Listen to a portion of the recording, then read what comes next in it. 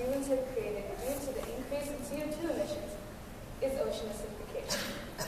Over the past few decades, humans have released a large amount of CO2 into the atmosphere.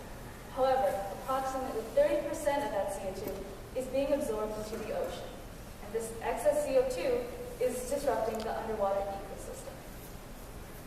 CO2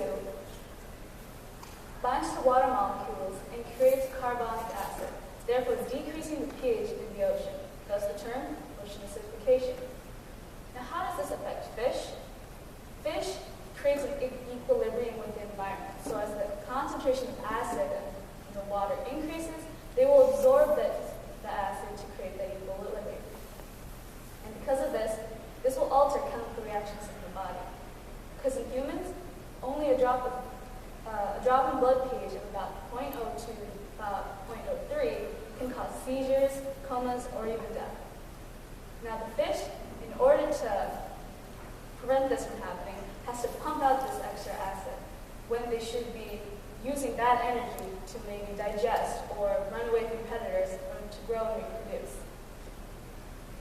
And adapting to this higher acidity varies from species to species. So some species can't keep up and will obviously die off, while others will continue to reproduce. This will offset predator and prey relations, and food chains will be ruined. Additionally, shell-making organisms like mussels, oysters, and corals are also being affected. Carbonate ions are the primary materials these organisms use to make their shells and skeleton.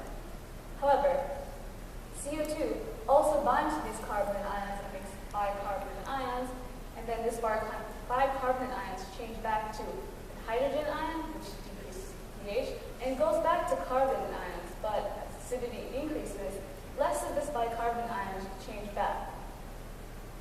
So shells, starting from here, slowly start to break down, and corals that used to look like this start to look like this bleached color.